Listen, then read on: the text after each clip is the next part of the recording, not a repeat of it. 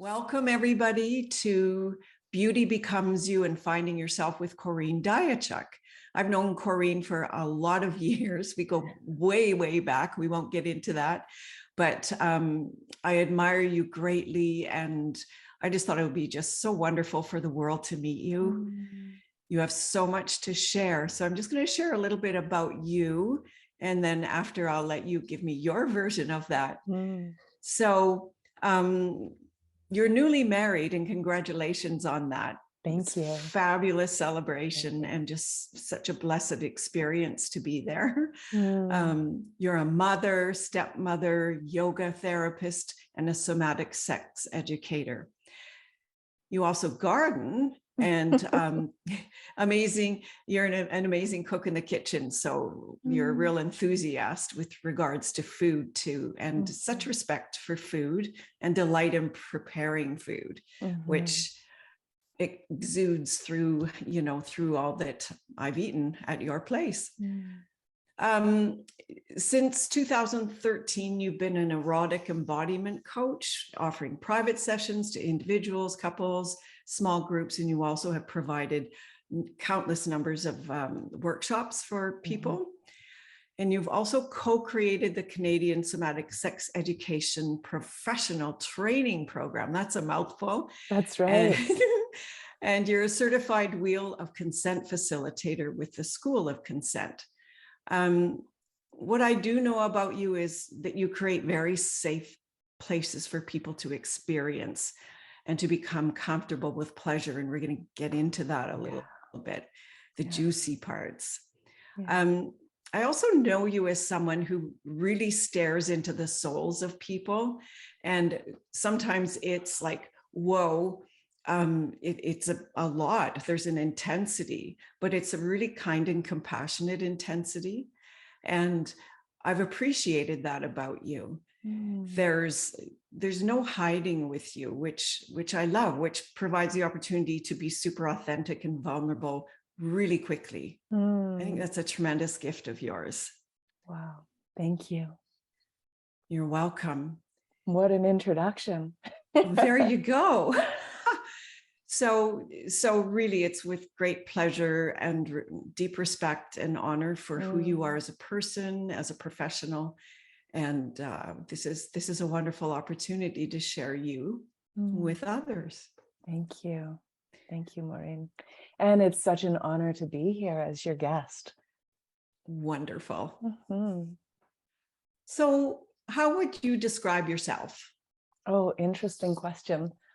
I describe myself as a pleasure activist and as a fierce friend and a forever student. I am healing. I am like always healing, I think, and deeply, deeply committed to what I feel is my calling in this world, which is, as you mentioned, to create safe enough spaces for people to be in conversation with their own bodies about pleasure. Deeply committed to this practice. So that's how I describe myself today. In this moment. Yeah. Beautiful, beautiful. So you've lived a lot of life so far, and you've had a big journey. Can you talk about your journey and the healing that it embraces? Thank you. Yeah. Gosh, I think it was around 2011. So just over 10 years ago, I discovered arthritis in my neck at a very young age, in my early 30s. And I was navigating the experience of having chronic pain. And it was the kind of thing that I kept thinking like, oh, I'm going to wake up tomorrow and it's going to finally feel better. And that just wasn't happening. So with a lot of struggle and a lot of resistance, I realized that I needed to make some pretty big changes in my life. I recognized that this pain was a message in my body that something was off track, deeply off track, and was the catalyst. The pain in my body was the catalyst for me to make these changes and to start on this journey of healing. And of course, like the superficial or the external world of my previous profession and the impact that it was having on my body, that was like the easy first step, was to make some changes in the outside world.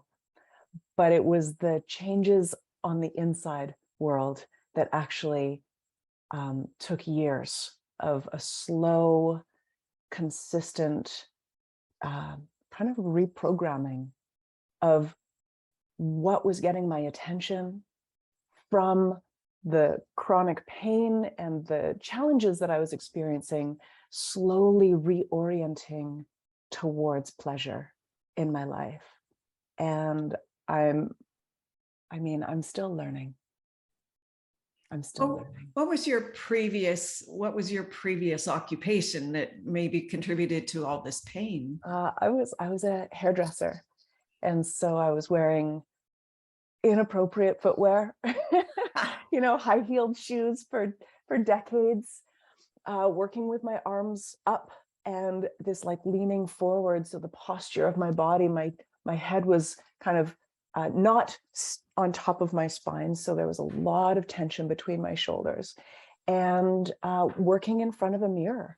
So this like consistent awareness of my external presentation to the world, and with a lot of focus on that rather than the internal experience. Yeah. So having your body break down on you or not show up in a way that's comfortable, what kinds of things did you experiment with? Well, the probably the first thing that I started doing was Shavasana for hours at a time, many days of the week. It was,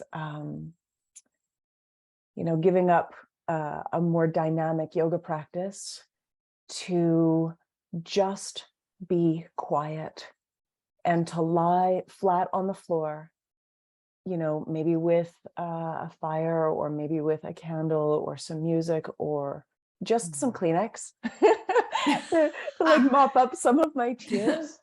But I feel like my body just gave me a big full stop. And it was from that point, I think I spent maybe 6 months. My entire practice became Shavasana. Can you describe Shavasana for those who don't know what that is? Yeah, thank you for asking. So Shavasana is the moment of quiet savoring that's often offered at the end of a yoga practice. And some teachers might allow for, a few minutes, and other classes, it might be 15 minutes of just a time of integration. So to let the practice land more fully in the body and to savor in the goodness of it. And so beautiful. Oftentimes Shavasana is just done flat, lying flat on the floor.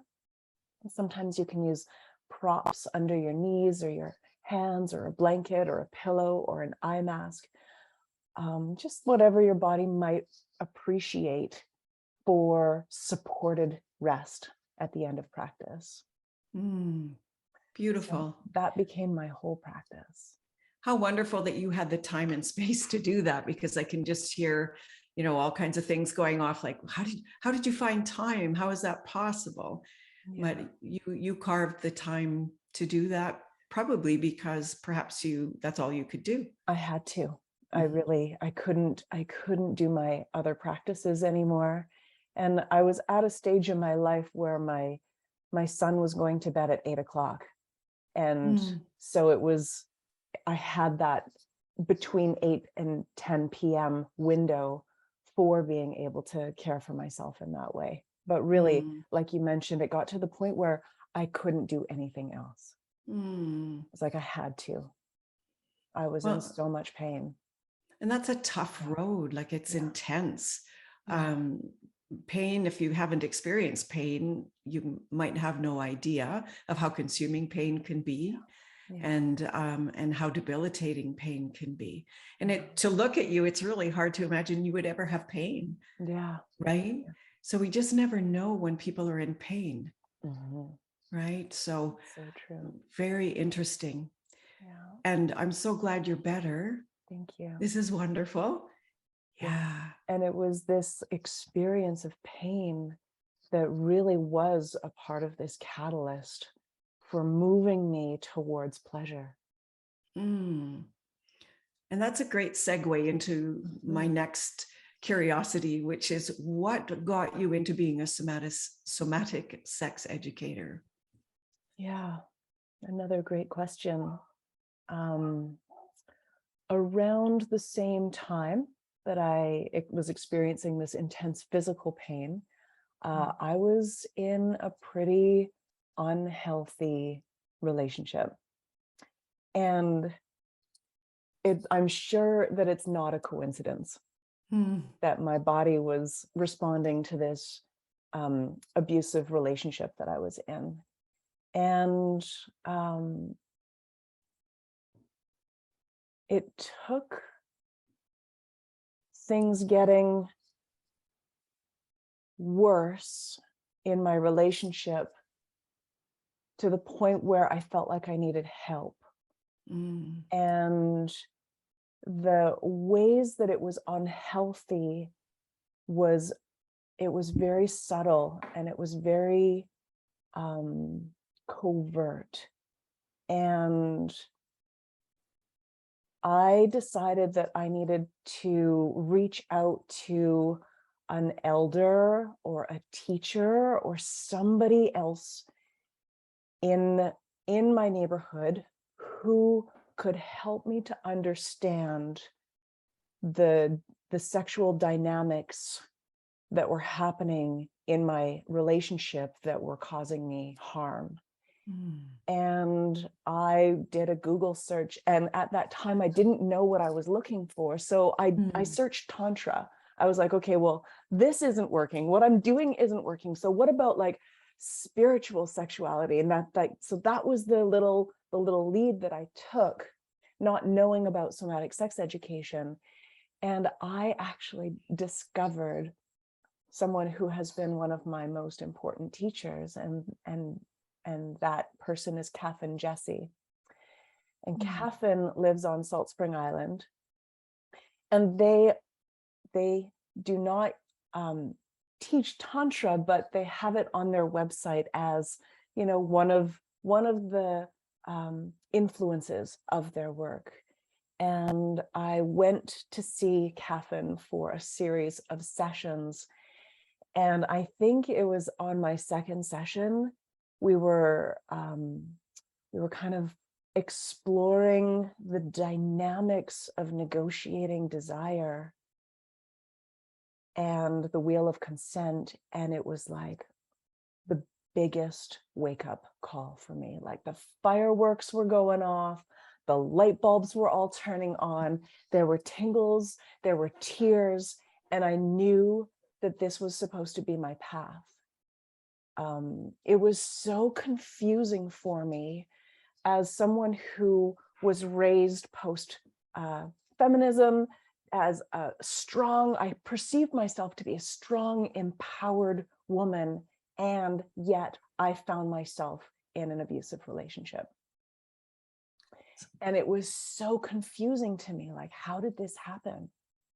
And what I started to learn with Corinne just made all of these like subtle dynamics reveal themselves to me. And, you know, with some support, I found a way to end that relationship and start on a whole new path. And a big part of my reason for doing this work in the world is, and most specifically, the consent workshops that I teach, the embodied consent workshops that I teach, is with the dream and the hope that I can offer to the world the education that I felt was missing for me, that might help people from making the same choices that I did, or making different making choices that are actually going to serve them in their relationships. That's So, powerful stuff. yeah, thank you for asking. The way that we come to make choices or how choices find us, like we kind of find each other, and you found each other. And I'm really curious about the wheel of consent, because I know you do a lot of work around that. And this is not, again, it's unfamiliar to so many people. Can you tell us about that? Yeah, the wheel of consent was designed by a brilliant woman who was a lifelong chiropractor, who had experience in the erotic realm of work, and she describes herself as an alternative medicine junkie. Like, she just did all the workshops and all the trainings, and her name is Dr. Betty Martin.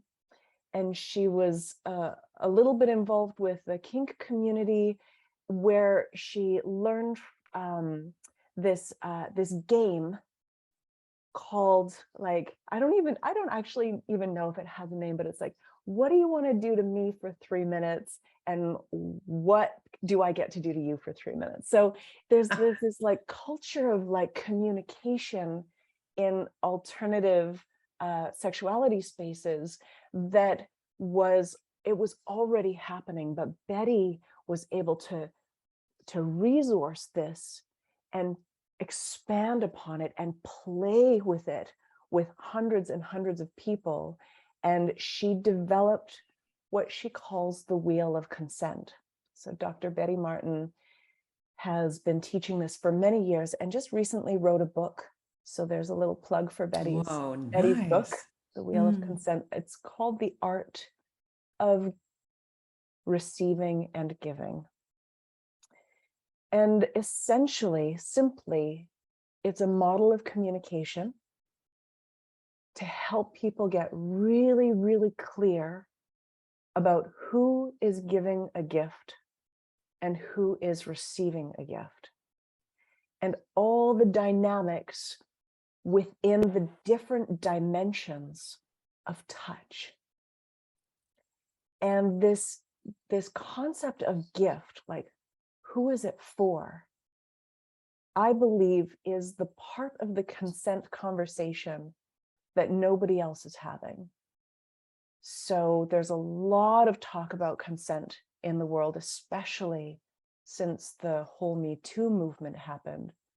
But the piece that I haven't seen anybody else talking about is this concept of the gift. Who is it for?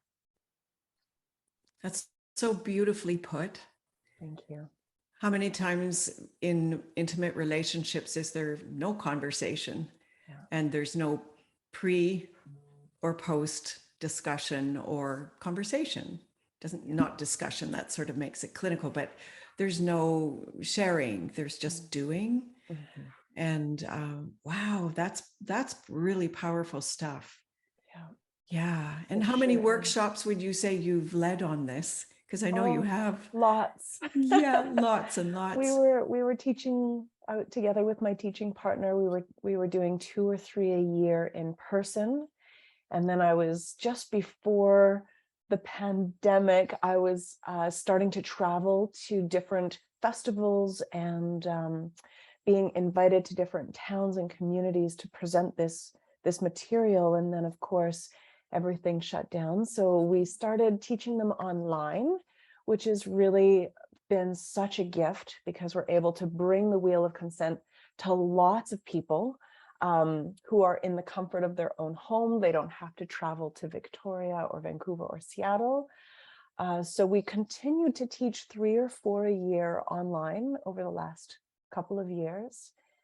and we have one coming up in December online. And I'm starting to imagine that next year we're going to plan them in person again. Oh, beautiful. I just got goosebumps everywhere. Woohoo. So define pleasure. Oh, great question.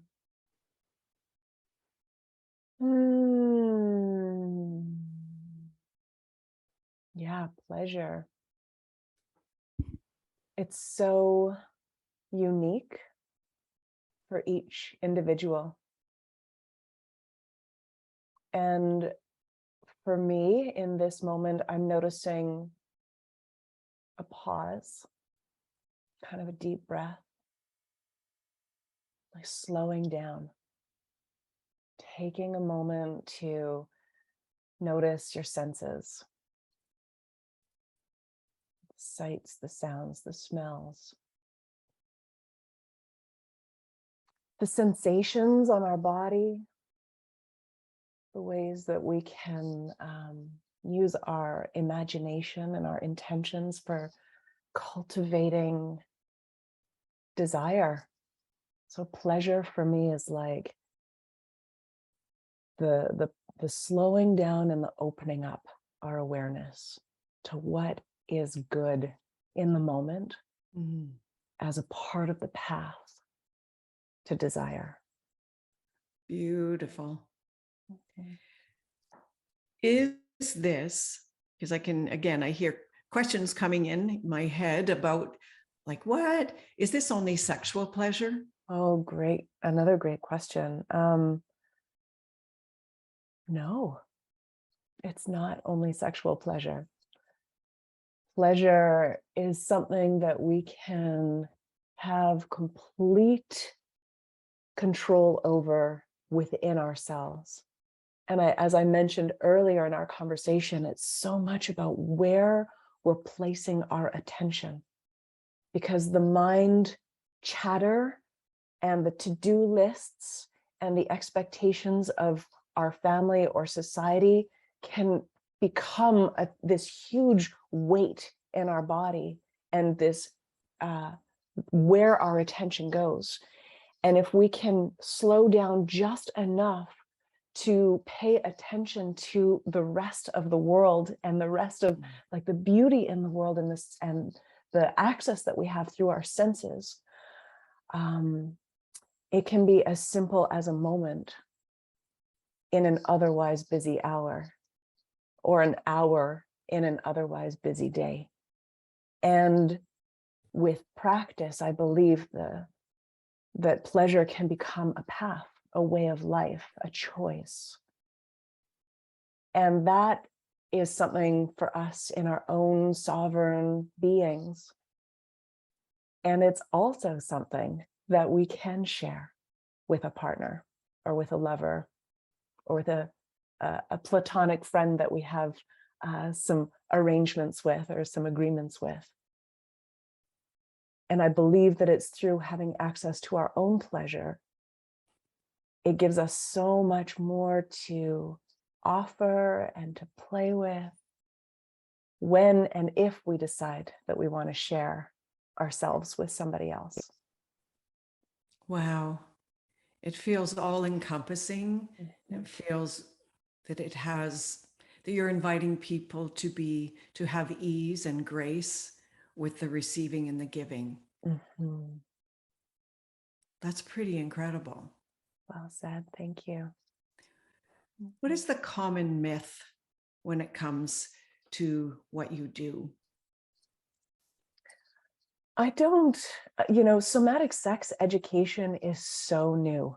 It's like a brand new profession. I think the very first training started in 2002. So we're about 20 years old. About 8 years ago, I helped to establish the Somatic Sex Educators Association. And it's been about 5 years that our current institute, the training that we offer, has really, really taken off and expanded. So I think actually the question is more about like, what is somatic sex education? It's more like people have not heard about it yet. And so, like, what is somatic? Do you have sex with people? I think those are like the common questions that I get. So if it's okay with you, maybe I'll answer them. I was just going to say, can you please answer those questions you just put out there?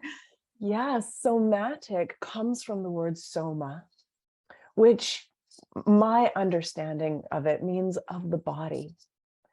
So we are teaching people about sex, about intimacy, about pleasure through their own embodied experiences, rather than just from a textbook. Textbooks are great. They're super important. We need them. And as somatic sex educators, we're also bringing the body into the learning. And so the next question, like, do you have sex with people? I don't, but some somatic sex educators come from a background of another kind of medical profession. We have counselors, we have doctors, we have yoga teachers, and they are learning somatic sex education to help inform their practice. And these are folks that may or may not include touch in their work. And on the other side of the spectrum, we have people that are coming to somatic sex education from a background of sex work or erotic work of some kind.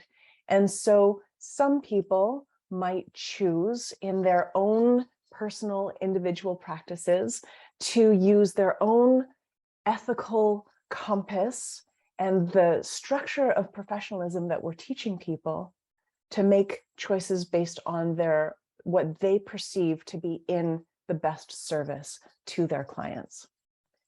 So it's a little bit gray area. It's a brand new profession.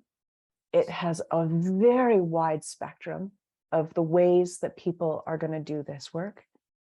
And I believe that it's the change that the world needs around the field of sexual healing. Do you, again, thank you. That was so eloquently put. You're so articulate, and you just bring such beauty to the whole subject. That's a really hard conversation for almost everybody sometimes. Yeah. Yeah. It's so true. So where do you think we lose ourselves? I think the unfortunate reality is that like sexual trauma is almost always in the room, whether folks are aware of it or not. There is this it's kind of pervasive, and it's cultural around like so many of us just were not able to make it to our adulthood without the effects of either neglect, lack of education, or folks that were supposed to be caring for us and actually harmed us. And so I think that there's an incredible amount of healing that needs to happen across the whole spectrum of folks. It was so very, very rare that I meet somebody who could say, oh, I'm just here to learn something new.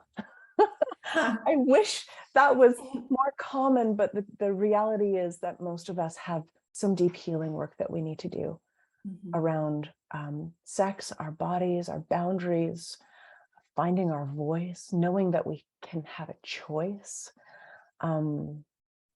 Yeah. And how to communicate that choice is what I hear is a big part of your work. Big time. Like language around all of this is like, what? Yeah. Beautiful. So the embodied experience, I'm super curious about what that means. What does that look like? Mhm. Because it's a big part of what you do, correct? It's true. It's true. So as somatic sex educators, we have like many, many different influences from somatic healing and from, just going to take a breath here. Mm-hmm. There's so many influences. For me personally, I did my yoga therapy training, and there have been some really important teachers in the field. And in this moment, I'm just having a little bit of a brain pause. Mm. No worry. Yeah. We can leave that one if you like. Thanks. I can come back to it. Well, we can if we have time. That'd be awesome. Yeah. Or maybe that can be something that people can contemplate and reach out to you later, and find out more about what that is. I have something to say. Okay, good. Okay, good. So whereas in conventional sex education, we might work with books and slides and talking. In somatic sex education, we work with breath. We work with sounds using our voice. We work with movement and touch. And we resource all of these tools to be able to access, notice, value, and as you mentioned, communicate what it is that the body wants and needs. So that's when I say embodiment, embodied, that's what I mean, that we have many, many practices for helping our students and our clients get into their bodies. Mm-hmm. Yeah. Wow. That would be so foreign to most of us. It's true. Yeah. And sometimes we have to start really slow. Yes. Just simply breathing together. Because Mm-hmm. slowing down can be scary. Mm-hmm. I believe that the pace that we keep, the busyness that we keep in many folks is a trauma response. It's an activated like flight response that as long as we don't slow down, then we don't have to deal with some of the harder places inside of us. And so even just the practice of pausing and slowing down and sharing a breath together can be quite revealing. I agree 100%. So where does it start to get really messy with couples? Oh, No, we start off, it's all like you fall in love and it's beautiful, and then you have your honeymoon period, and then it starts to show some new colors. Because before that, we're performing. yeah. Well, I think messiness happens when we are making our decisions based on our expectations Mm.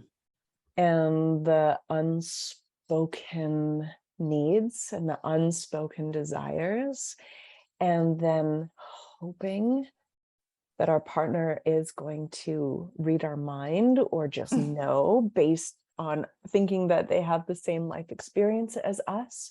And then the resentments start to build.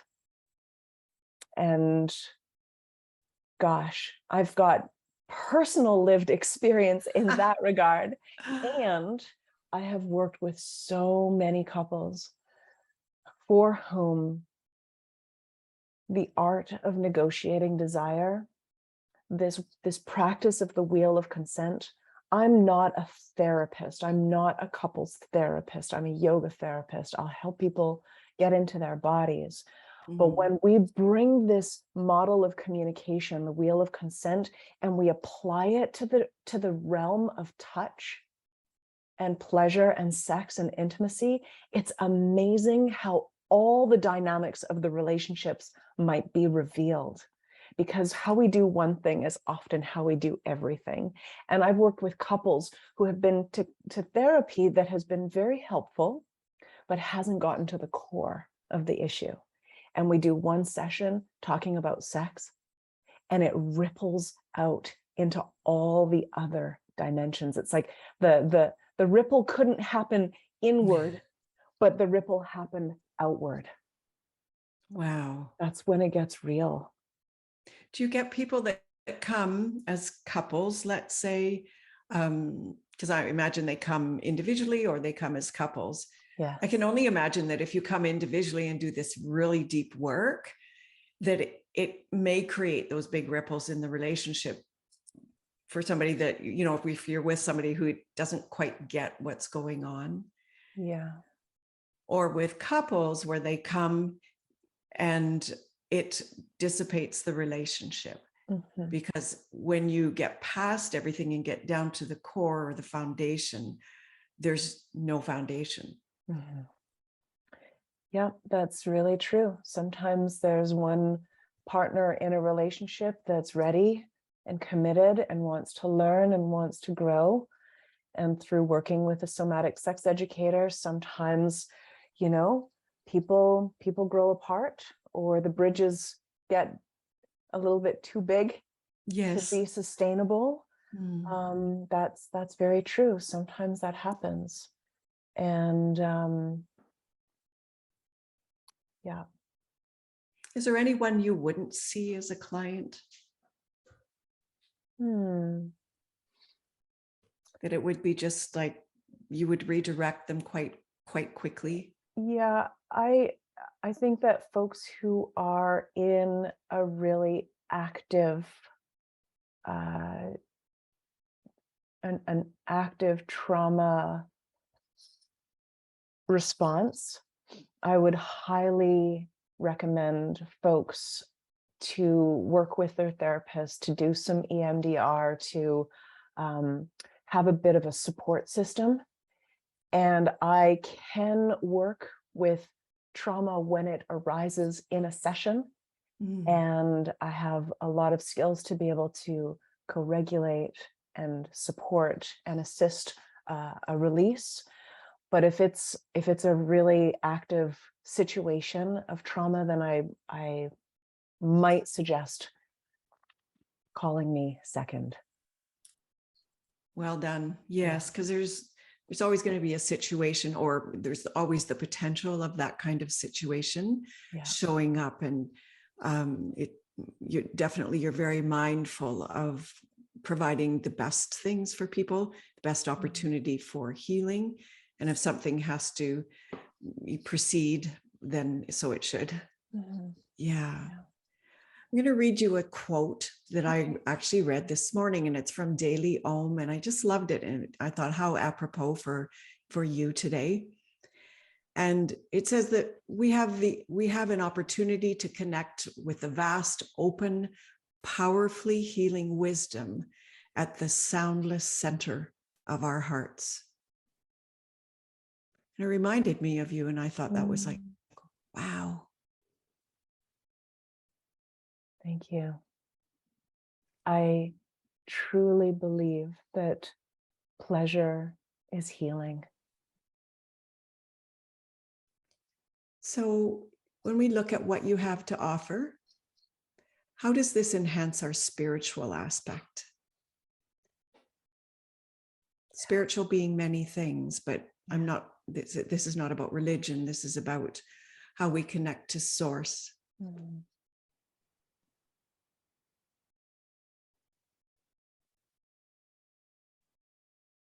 As I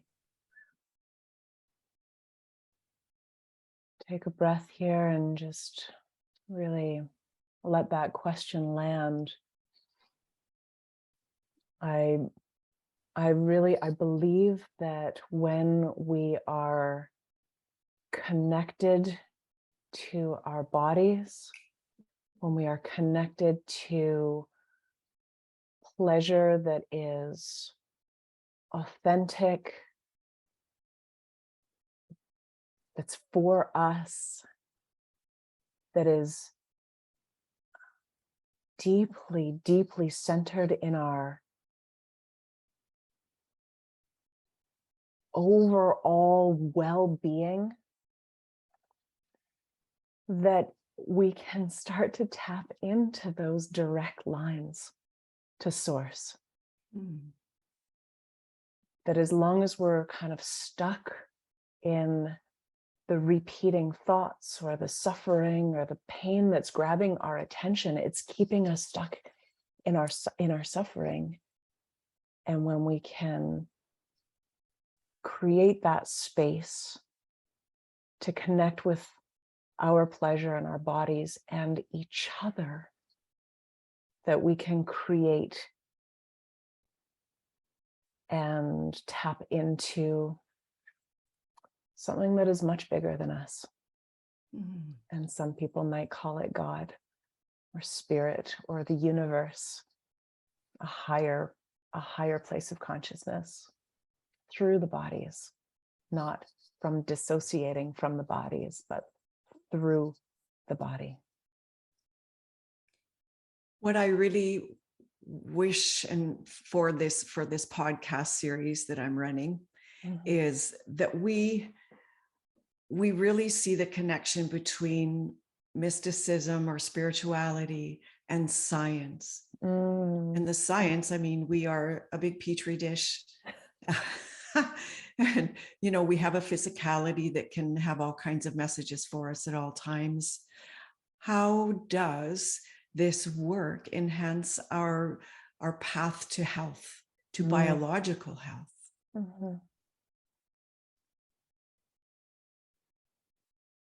I think, and I believe that people who are connected to their bodies and their authentic pleasure actually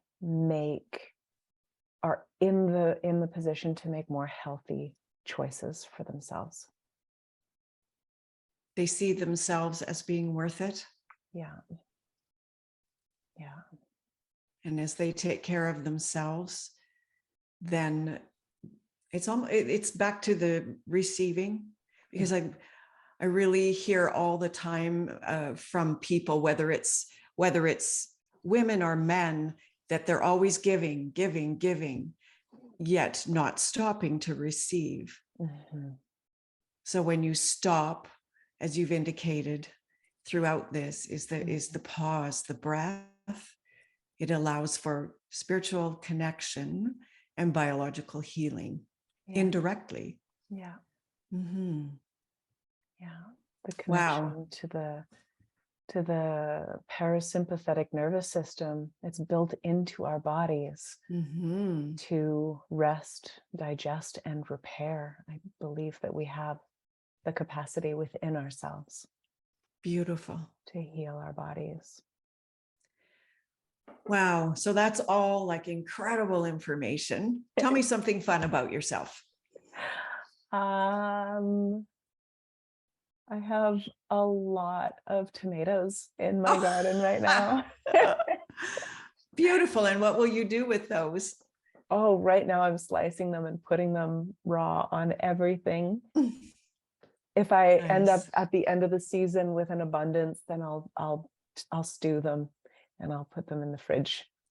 Nice. Yeah. Nice. You have a beautiful garden. And I pickled beans for the first time. What? I had so many beans in my garden that I actually had enough to pickle them. So that's pretty beautiful. exciting.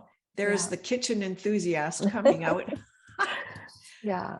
So if I asked your friends and family to describe you, what are the words they would use? Like maybe just pick 3 or 4 words that they might use to describe you. Oh, that's so hard. Okay, one word. Compassionate,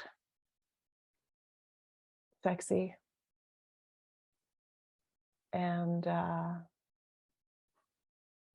maybe that's it. Maybe those are the 2 words. Awesome. And petite. Oh, and that you are. I often hear from folks, oh, you're a lot smaller than I expected you to be. Yeah. Oh my gosh. It's always funny when somebody says that to me, because we're both from the smaller end of the spectrum. True. And it's like, I would never, I don't see myself ever going, whoa, you are so tall, right? Like, what's it like up there? Yeah, we're funny, aren't we, as people? It's true. Yeah. Yeah. Yeah. You've already talked about Catherine as being the most influential person in your life. So just, sending her lots of love for all the people that she's helped over the years. Yeah. I've had the privilege of meeting her, and she's indeed a beautiful, beautiful soul. Yeah. So just we're coming to the conclusion here. It takes hard experiences to form who we are. What would be the hardest experience that was your greatest gift that you've experienced?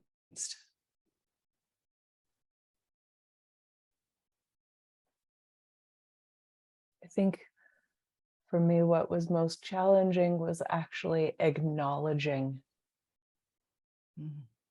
the fact that I was in an abusive relationship.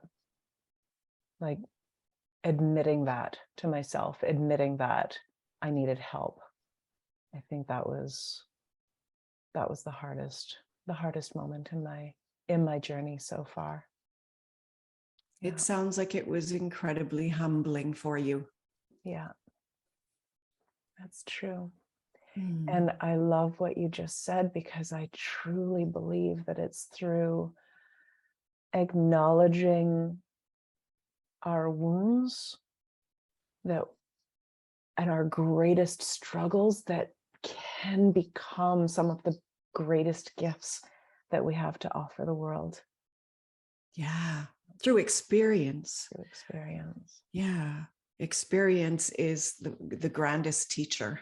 Sure, and it comes in interesting packages, doesn't it? Yeah, it sure does. So you're rebranding yourself? Yeah, I've done my yoga therapy and my yoga for sexual happiness, which is a course that I offer online and will once again offer again in person. And I've been really, really focused on teaching other people how to be somatic sex educators, but I'm noticing that I'm feeling a call right now to start working more and again with folks online, one-on-one or with couples, doing what I do best, which is pleasure coaching. Nice. Yeah. And do you have a website link that you can send me, and I can do. make that available for people, and whatever social media links you might have would be really, really wonderful. Yeah, thanks for asking. I would love to. Awesome. And so people can reach out through your website and connect that way. That would be just really wonderful. That's true. So in conclusion, if you had 3 wishes for people out there right now, you could just cast it out and bless the world with 3 things, what would that be?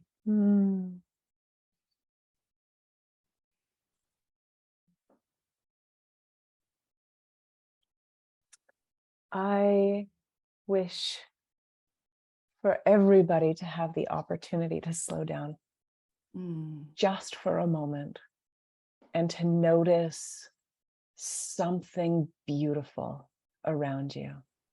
And maybe that is the smell of the flowers, or the smile on that other person's face, or the way that your sweater feels against your skin, just slowing down enough to notice something beautiful. That's my wish for everybody. Lovely. I will think of that today as I go through doing what I do. Oh, and to savor the way your food tastes. That's what I wish for people, to slow down when you're eating so that you can actually experience the incredible flavors of the food that we eat, and the textures and the way that it feels in your mouth, and to notice how it nourishes your body. That's another wish that I have for people. to Oh my goodness. really enjoy your food. And Every the time of year, right? Like the harvest, harvest there's so season. much out there. Yeah. Yeah, it's a plentiful world. Mhm. Yeah. Thank you for You're taking welcome. time today. Thank you for all the grace that you bring. Mm. And my greatest desire is that after listening to you speak, that people will consider getting in touch with that part of themselves. They'll consider leaning into intimacy and experimenting with a new relationship with regards to intimacy, and take some time to understand the wheel of consent. Because as you indicated, we don't always think we have a choice. We're just kind of in the doing. So, and communication, like you're a great communicator. So I know people would learn so much from you. Thank you, Maureen. You're so welcome. What I a adore pleasure. you. What a pleasure for me to get to share myself with you in this way today. Thank you for your brilliant questions. You're so welcome. Have a blessed day.